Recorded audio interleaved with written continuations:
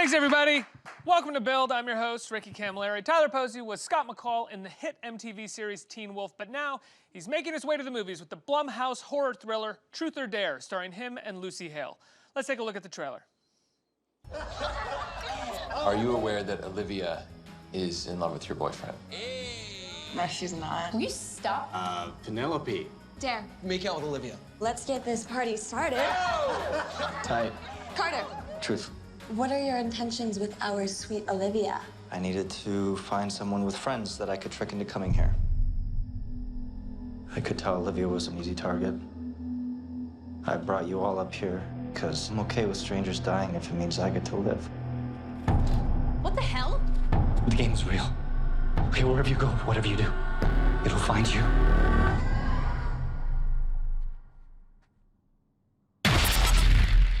You okay? Yeah. Something really weird has been going on ever since Mexico. Oh, come on. I'm serious. I'm seeing things. Truth or dare? Dare. I know it sounds insane. Just a little. This fine young lady here dared me to show you my business. Seen it before, not impressed. Carter said, tell the truth or you die. Do the dare or you die. Refuse to play, You know what? Screw this. and you die.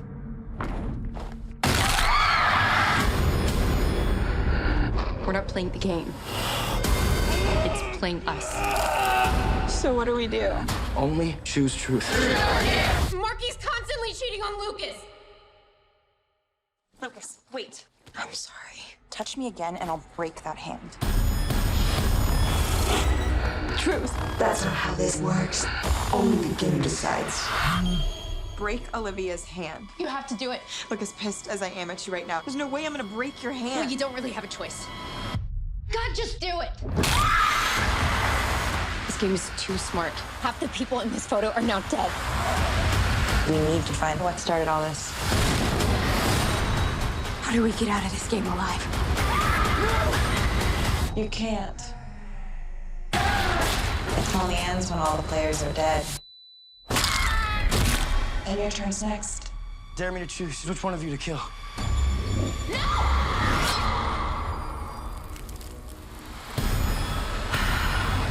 Truth or dare? Everybody, Tyler Posey, let's hear it. Hey, man. Hey. Thanks so much for being here. Thank you for having me, man. Let's talk about this movie. I feel so many of the death scenes are in the trailer. I know, I was watching that. I was like, you don't ever close your eyes. Yeah. You're gonna give the movie away. Thankfully, I didn't watch the trailer before I went and saw the movie. I love those death scenes. They're fantastic. Yeah, they're great. Well, I mean, now when you watch them again, you'll be a little more invested in the characters, so you get to know them more. Context. Yeah, exactly. There'll be context, so you'll be even more in anguish when you see them die. So, Tyler, are you a horror movie fan? I love, my favorite movie, I think, is The Shining. Yeah. Mostly for the directing aspect, because it's just, I fell in love with directing and filmmaking as a whole and the creativity that goes behind it, and I thought that movie was really creative in terms of like camera placement and setup. But Also a movie that grows on you over, like the first time you really watch it, does. it's like kind of weird and you don't know what it A is. little slow. Yeah, and then you sort of watch it a fourth, fifth, sixth time, and it just like 100th feels like it's a time. part of you. Yeah, it really does. And I read the book too, and it's like 1,000,000 pages, and so I'm very proud of myself that I finished. But I am a horror fan, definitely. I love Blumhouse and their model and all of their movies. Paranormal Activity is probably one of the scariest movies I've ever seen because have you guys seen it? Do you remember the first one? Remember in the first one they're like sleeping and there's this crazy sound and then the chandelier is shaking. There's something that is like really disturbing about that sound and that whole moment that and it's scarred me for a long time. Blumhouse is kind of the house that Paranormal Activity sort of built, right? Absolutely. I think Yeah. I mean that's kind of cool. I don't know if that is that the house? They've had a lot of successes, but I'm saying Right. like Paranormal Activity. I mean, it was a movie made for like $10. Sure. And then it made. I think that's what started that business model. Yeah. Like I really feel like they made it for less than 12 grand. I remember watching it, and there's a scene where she's being dragged down the hallway by nothing, and I'm like, how the hell did they film this with no budget? There's no there because like I was on Teen Wolf and you know we have special effects, but we have a budget to pay for them, and so there's usually like a green screen or something. But it looked like they were just doing it through with real demons. So what was it like on this on the set of this one? Did you guys have a budget for effects on this one? I mean, it's still the Blumhouse model, so we honestly shot the movie. It was still not as big of a budget as you would think, and we made it look like we had a huge, big budget. But there was some stuff that we filmed. I think we kept some of the gore out, and a lot of the stuff was kind of done practically, which means practical effects means they're real. Like the pen in the eye, we actually had makeup over his eye, and then he had a pen in his eye. Not literally, but, or, you know, the other side of that would be, the flip side of that would be that the pen is inserted digitally. So that's the difference between digital and practical effects. I don't know why I'm directing all of my stuff at you. Maybe it's because you're wearing a Beacon Hill sweater. But yeah, so most of this stuff was done through practical effects. The smiles, these things, they enhance the eyes and the mouth a little bit through like post and digital. I think as one character says in the movie, it's they're like an evil Snapchat. Yeah, they even say it in the movie, which is really cool. Cause like what's cool about this movie is that this movie kind of calls a lot on the ridiculousness of it. We kind of poke fun at ourselves and kind of put a member of the audience as one of the cast members. Cause does that make any sense? Like, we kind of poke fun at the movie. It's such a ridiculous kind of storyline that... A good horror movie should kind of have a sense of humor about itself, while at the same time throwing out some scares and exactly. having a Like Scream, story. I think, was the first one that sort of did that and acknowledged themselves and almost broke the fourth wall. So we kind of take a little bit of that idea. Yeah. Talk about your character, because your character's kind of the man of substance when it comes to the men in the horror in the story, which is what a horror movie always needs. Right. Yeah, he's that character that I feel like is always needed in a horror movie, which is why I was so excited to play this, because he's not over the top. He's not one of like the douchebag characters. I mean, he can be a douche in your eyes, maybe, but no, he doesn't come across as douchey. You know, he's like the stand-up guy, the guy that everyone wants to be friends with. He looks out for everybody. But then, like, later on in the movie, once all this crazy stuff starts happening, you can kind of see his veneer crack a little bit, and he gets a little vulnerable, and that like cool guy thing he's got going on kind of fades a little bit. But it's all genuine. Well, the reason why I like this character so much is because he's really genuine, and that attitude that he has throughout, you know, the entire movie is like, that's actually who he is, and he cares about his friends. And one thing that's cool about this movie is that there's a really strong friend group, and the love that they have for one another, yeah, they like sacrifice their lives for one another, and yeah. So coming from Teen Wolf, like, you know, you finished Teen Wolf. When did Teen Wolf finish for you? Teen Wolf finished in February of last year. February of last year. Of 2017. Yeah, that's the last time we filmed Teen Wolf. What was the first thing you wanted to do in terms of projects when you finished that show? I did definitely want to start being a little more choosy with my roles, and I honestly wanted to take a little bit of time off, and I was like, because Teen Wolf kept me so busy, and I was like, you know, I want to develop some sort of routine. This is the first time as an adult I've been unemployed, and so I was like, what do adults do when they wake up in the morning? Do they sit there on their phones for a few hours, or do they get up and brush their teeth and start their day? Because I haven't figured out what to do yet. And so I wasn't really looking for anything specifically. I kind of had an idea. I definitely wanted to do more comedy. But this is definitely this that. Is so funny. This is the funniest movie you guys have seen this year. There actually is a lot of comedy in it, but it's mostly scary and thriller. But then, what kind of comedy did you want to do? Kind of anything. Something a little bit more raunchy. Something where I'm able to like improv, and for some reason, most of my improvs I do just become raunchy. I don't know why that is. I have a bizarre sense of humor. So I definitely wanted to do something that catered that sense of humor, you know?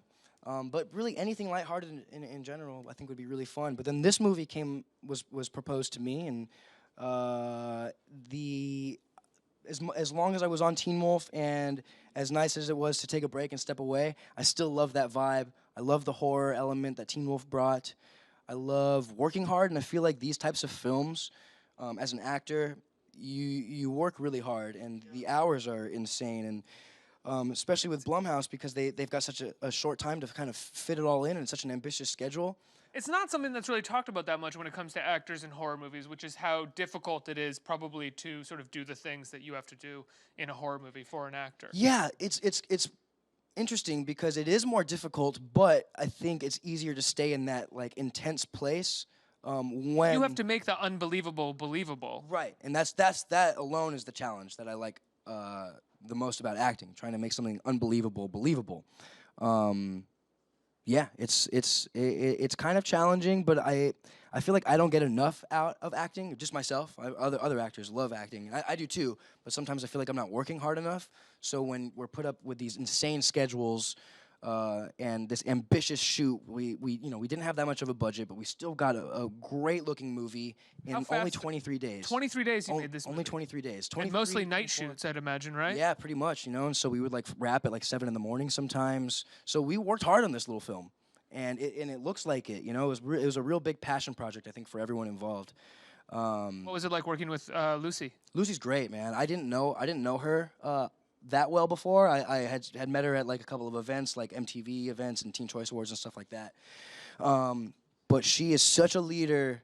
She was always down to do anything. She would always go all out on her performances, and it was a tough shoot. She was her character is constantly in turmoil and crying and like shaking and screaming, and she brought it every single performance. And she was a great leader on set. It was really cool. Now you're about to go on tour. Yeah, my band, Pavements. Is this true? Yeah, I've got a band called Pavements, Pavements. Plural. Pavements. Plural, because there is a band called Pavement. Yes. Classic band. A classic band. Yeah. The best, some would say. One of the best, a couple would say, I think. Maybe the guy sitting across from you Yeah, would say. yeah. I love Pavement. And we didn't want to, I definitely didn't want to like steal their name, so we took out the vowels, and then we added an S at the end. But we did get the line, we got our band name from a line from another song of a different band. And I really liked that line. So that's where the idea for Pavements came along, and then we realized there was a pavement, and then kind of did some adjusting. Fun, the band Fun, they put a period at the end of their name. Oh, that's right. So anything is possible. Anything is possible. Yeah, but yeah, we're going on tour. Where are you touring? In the UK. Right. For 11 days, we have 4 headlining shows, and then we are on a festival for 4 other days. One is called the Great Escape Festival, and then the other one is called Slam Dunk Festival. And these are, I'm in a punk band. My Pavements is a punk band, and that's the music I fell in love with and have been into for years, since I was a little kid. What are your influences there? Blink-182. Blink-182 is by far the one that got it started. Blink-182, like post What's My Age Again or pre What's My Age Again? Well, I found them when I was 7 years old, and that's right when What's My Age Again came out. I remember going to my friend's 7th birthday party, and Blink-182 was playing, and I was like, "Who is that? This band's sick." It's the first time I said sick. And I've discovered them, bought Enema of the State, and got it immediately taken away from me because it had a lot of profanities. And then I stole it back from my parents, and then fell in love with that album. I went to go film something in Toronto, Canada when I was a little kid, and didn't have many friends on the set because I was pretty much the only kid on set, and just fell in love with going to the CD store and picking up Blink-182 CDs, following their lives through documentaries, because there was no Twitter or anything back then, so I only had like booklets of their CDs. Right, we just had like MTV's Cribs and the Exactly. Diary of and stuff like that. Yeah. I remember Blink being on a couple of MTV's Cribs. But so I got started listening to them when I was like 7 years old, which is after What's My Age Again, and then went back to the history, and then they opened me up to a bunch of other bands like Newfound Glory and No Effects, the older punk bands. Screeching Weasel. Screeching Weasel's great. Fugazi, and it really just kind of like opened my eyes up to this punk world. And what's cool, I think what attracted me to the punk world is that they're very accepting. They don't really care who you are, and the music is like super melodic and really well done, and there is a lot of thought to it. I think a lot of people have notions about punk where it's just a bunch of tattooed idiots and they like scream in front of a microphone, but there is a lot of thought that goes into a lot of these songs, especially nowadays. Modern punk is so much different than it used to be. Everyone is so talented on the musicians. Before it was just a couple of power chords. Now it's like the drums are super technical, the guitar is super technical, the singers are always super like high, and they... Well, yeah, if you listen to Blink-182's last album, it's insanely produced. It sounds like, I mean, I like it, but it sounds like a pop, it does sound like a pop album. It does, and... It's like the same producers as Taylor Swift or something. It is. And they're just sort of like creating a massive wall of digital sound. It's the same producers producer that produced 5 Seconds of Summer, and they're a lot poppier than punk.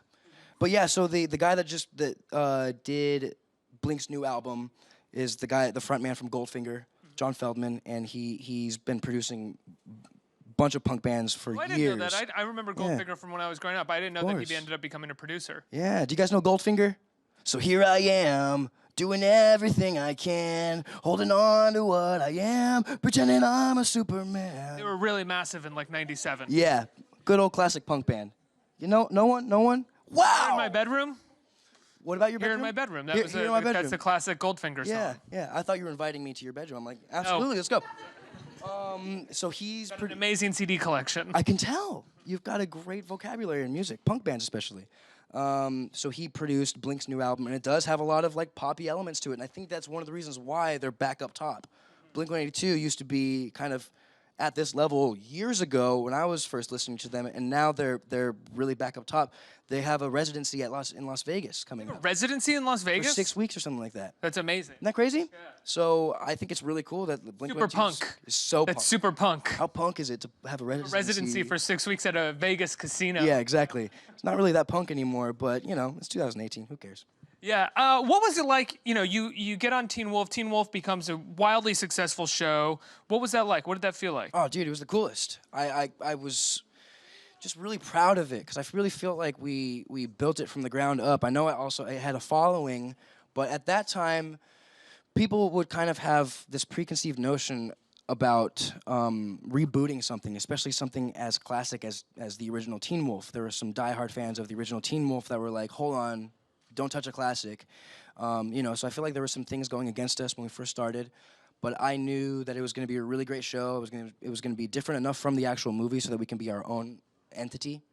So I knew it was going to be really cool, and I had the greatest time on it. I just didn't really know how intense the fans were going to be, and how loyal and loving everyone was going to be, and how much of a family we were going to build from that show. I think Twitter really started to kind of take off just as Teen Wolf did. And I looked at your Twitter. You have about 2.5 million followers, but you don't tweet that much at all. I don't. I kind of fell out of Twitter. Well, Twitter was a thing that MTV more or less not made us get, but they mandated. They were like, the show's going to take off. You guys should probably get a Twitter and be more in touch with social media. And I still didn't really know what social media was at that point. And so I got a Twitter from their suggestion, and then kind of fell in love with it and used it in my own way. I wouldn't really promote myself. I would just have conversations with my fans at the time. And I began giving advice. People would ask me for advice, and I'd give them my 2 cents on things. And I always thought that was kind of interesting and really fun. And then I just, I never really found a passion for Twitter. There's other social media apps that I have, and Instagram was one of them because I think Instagram is cool because it's a photo diary of your life, and that's kind of why I fell in love with it. But I always have felt odd promoting myself, and saying, hey, look at me. I know that's not what I'm doing or people are doing when they're promoting themselves, but I always kind of felt odd doing that, and Twitter just kind of, I couldn't see past that element to it. But I was literally thinking today, I was like, I should go back on Twitter and just like do what I used to and just have conversations with fans, because that's why I like social media. And talk to people about the movie. Talk to people about this movie. Yeah. Hey, go see my movie. This is something I'm really proud of, though. I should promote this more. And I didn't mean to put you guys, get you on this stage and reprimand you for not promoting the movie well enough. I'm so sorry. Yeah. Let's get some questions from the audience. Sure. Can we do that? Hell Who's yeah. got some questions? Anybody? Right here. Got a question. Hi. This is going to be an online question from Sydney White. Okay. If your life had a theme song, what song would it be and why? Oh, man. That's a hard one, right? That's 26 years I have to wrap up into a song. If my life had... do you remember Crazy Town? Remember that? Remember Crazy Town? The band? Butterfly? Butterfly. That guy who was in Crazy Town started a new band called Shifty, and he's like the lead singer, and there's this one song that goes, a one love, one shot, it's all we ever got. Girl, you got me started, now I'm not gonna stop. Now slide alongside, yeah, baby, that's right. Do you know this, anybody? It's a really cool song. It's a really cool song. It's got this like really great 90s vibe to it. It's like uplifting and stuff. I think I know that guy from his appearance in Celebrity Rehab, Exactly. though. Yeah. Yes. Yeah. Very stand-up guy. He's good now, I think. I think he's clean. But it's a. I hope so. I really hope so too. I wasn't meant to put him down. No, of course not. He's super talented. I was a big fan of his for a long time, and I did see that that MTV or Celebrity Rehab thing, and I felt super bad for him. But I've always looked up to him, and I thought he was a really cool dude. But Shifty, Slide Alongside, is my theme song for my life. I don't know why. It's just got a really cool feel to it. It makes me happy. Next question. Hi. Hey. Hi. I just want to know what your favorite scene was to film in Truth or Dare. Oh, great question. Have you seen it? I haven't seen it yet. Okay, but you've seen some commercials for it? Yeah. Have you seen trailer. the part on the roof? Yeah. Do you remember that? So there's this roof sequence where one of our actresses, who is now my girlfriend in real life, she's dared to go on the roof. I won't give too much away, but I have to go up on the roof with her. My character does. And the roof was pretty high, and there was a lot of choreography going on the roof, as there was down on the ground level also. The scene was kind of split into two scenes. There's stuff going on the roof, and there's stuff happening down below. So Sophia and I were on the roof, and since it's so high up, it's kind of like a stunt, and we're right on the edge of the roof, so we have to be harnessed into something. And they brought this huge wrecking ball crane, huge. And they had it, the arm extended all the way up, and they had 4 cables that would come down and harness into our harnesses that we had under our clothes. And so it was me, Sophia, the camera guy, and a stunt guy. So it was a very tight set on the roof, and downstairs. The whole crew was there. There were like hundreds of people downstairs. But we were on this roof for like 4 nights. The choreography was really fun. There was some stunts involved. I really started to get to know Sophia. At the time, I didn't know we were going to be dating. But I got to know her a lot, and it was just a really cool atmosphere up there, because I felt like we were doing something dangerous, which is always fun. We were doing really good acting, too. I felt like this scene was particularly tense and really fun to do. And sometimes everyone would be delegating down below and talking about what to do next, and we would have to be on the roof and like stay up there because they didn't want to like take us on and off of this harness because it took a while. So we would just be on the roof while they were like talking about stuff for like 20, 30 minutes sometimes, and it was really peaceful. We were right next to the freeway, so you couldn't really hear people going on, like talking downstairs. You can just hear like the hum of the freeway, and like we were closer to the stars, and it was kind of romantic.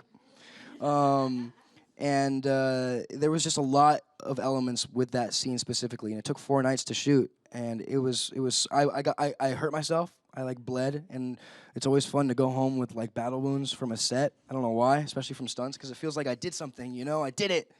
There's like this scene where I'm sliding down the roof, and that wasn't in the scene. I'm supposed to start at this peak of the roof and then like kind of sprint down, but try to stop myself before I fly off the edge. And the director was like, "Tyler, it's not working for me. Can you get down the roof faster?" And I was like, "Yes." And I ended up just sliding down the roof, like doing this cool baseball slide down the roof, and it felt really badass. And then I hurt myself. I was like bleeding from my hand. I was like, "This is so cool."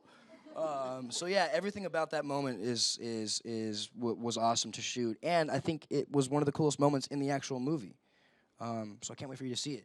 It's really cool. I may have fallen in love that night too. Who knows? We didn't start anything until after the movie, but. One more. Hey. Yeah. I was wondering if you got to play Truth or Dare with your co-stars on set. Not on set, but we did. So, an unusual thing about this movie, an unusual anecdote about this movie is that the director, once everybody got the part, sent us all an email saying, "Hey, okay, let me backtrack a little bit. This movie, part of it takes place in Rosarito, Mexico. That's where they get cursed, that's where they play the game, and then they take the game home with them back to California."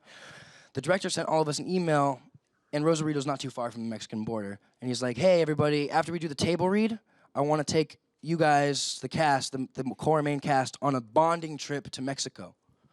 Which is I've never done that before. I've never heard of a bonding trip with cast And it sounded like a lot of fun. I'd never met most of these kids before, and we're gonna go to Mexico for a night. So it sounded great. And we go to Mexico. We did the table read, which means that we all read the script as a cast at this table, and there were producers there, and it was the first time we all read the script out loud. And then we got in a van and then drove to Mexico. And most of these kids have become my best friends since then, and so we got along really well.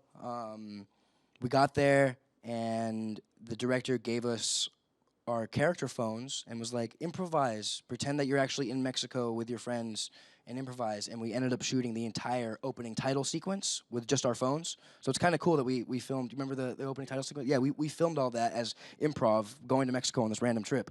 And then that night we went to dinner, had some wine, and then at the hotel there's this jacuzzi, and then we were in the jacuzzi, and then we ended up playing Truth or Dare. But it was very PG. We were still getting to know each other. Nothing crazy happened. Sophia danced on a table. I jumped in a cold pool. And I think that was the extent. I can't really remember what else happened. But yeah, we did play Truth or Dare in Rosarito, just like the movie. Thought that was so cool. We had to do it. It was kind of creepy, too, because we didn't know if we were going to die or not afterwards. It was weird. It was kind of creepy. Tyler, the movie opens, is it this weekend, this Friday? This Friday, yeah, Friday the 13th. This Friday, oh, Scary. there you go. Go see it, Friday the 13th. And your band, Pavements, is going on tour in the UK. In the UK. Check out your website or your Twitter to look at dates. Yeah, we've got it. We've got an Instagram. You can check out our website to look at dates, pavementsband.com. And we've got a song on Spotify and Apple Music. It's called Jumping Stair Sets, and it's the demo version that we recorded ourselves before we actually got in the real studio. But check it out. It's very reminiscent of Blink-182 and that kind of punk vibe, so rock on, mosh, but don't get too hurt. Tyler Posey, everybody, let's hear it.